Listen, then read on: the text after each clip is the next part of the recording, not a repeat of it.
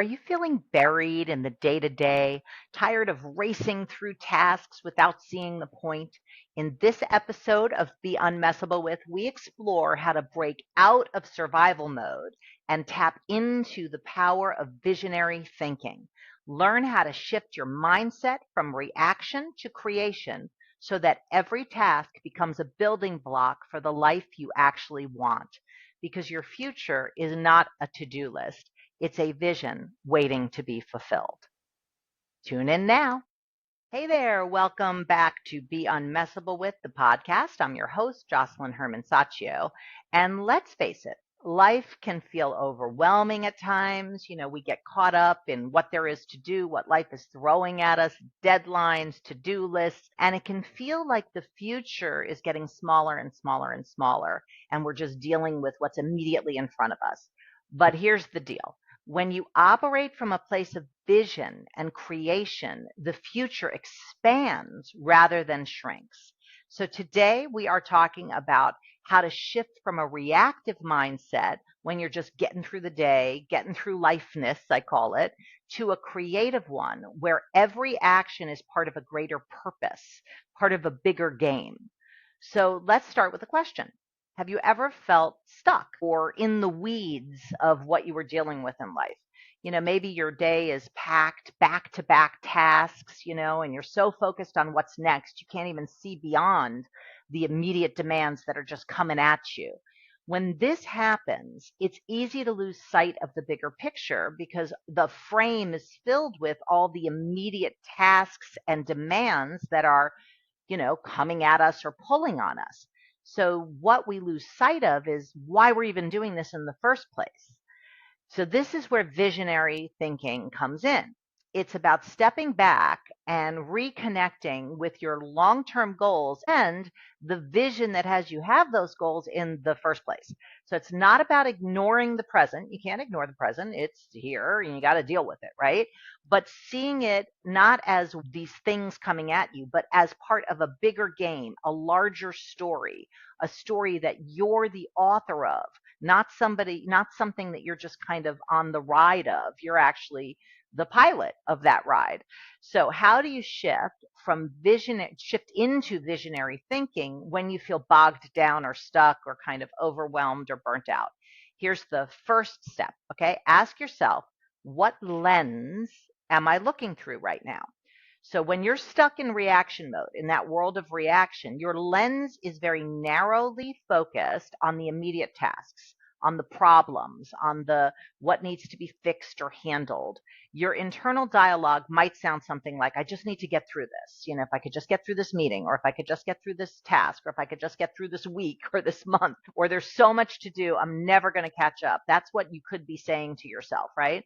But when you operate from the lens of vision, your focus shifts and you start to see today's efforts as steps towards bigger games, bigger goals. For example, instead of thinking, oh my God, I just got to finish this project, you reframe it and say, this project is a step towards creating the career that I want. Or instead of thinking, God, this meeting is a waste of my time, why do I have to do this? You can reframe it as, this meeting is an opportunity for me to align my team and move closer to our co-created goals. This is a simple shift from reaction to vision, and it does change everything, though. It's simple but powerful. So here's a practice that I recommend. These are kind of like practical steps that you can implement whenever you're feeling stuck or burnt out or overwhelmed. First step, okay?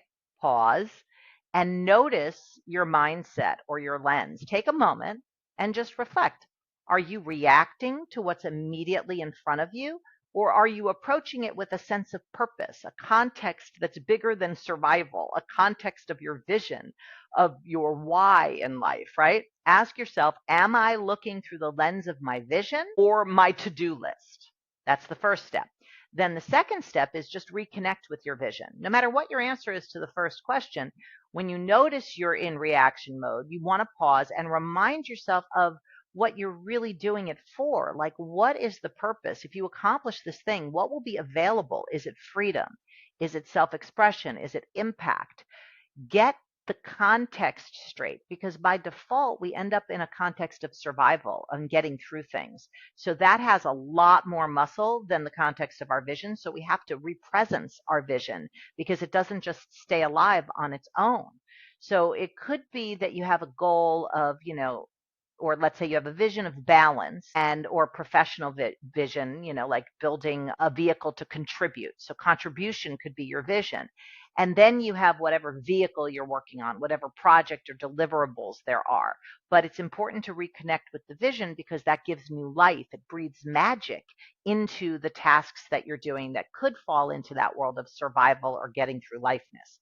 Step 3, reframe that moment. So once you've reconnected with your vision, reframe the current tasks as steps towards fulfilling on that vision. So instead of thinking, I have to prepare for this presentation, you might think, okay, this presentation is a chance to showcase my leadership and actually fulfill on my goals. Or instead of thinking, I know you've never had this thought, but I know there are people who have this thought, which is, oh my God, I'm drowning in emails. Reframe it as every email that I respond to today helps strengthen my relationships, my connections, and supports my vision being realized. This simple reframing creates a sense of space and purpose rather than being jammed. You hear people say that all the time. I'm jammed. Well, you don't have to be jammed if you're fulfilling on your vision. You're only jammed when you're dealing with stuff. The power of visionary thinking is that it opens up and expands what's possible. It's almost like it adds air to the space. When we only focus on the immediate tasks, the future feels small and constricted because we're looking down and in. But when we zoom out and we're functioning from vision, we actually reconnect with what really matters to us, and we're looking up and out. It's like you can breathe better from that space of vision. We move from surviving to fulfilling, surviving to thriving, reacting to creating. And that shift isn't just a mindset thing, it's an actual way of living and functioning in your life.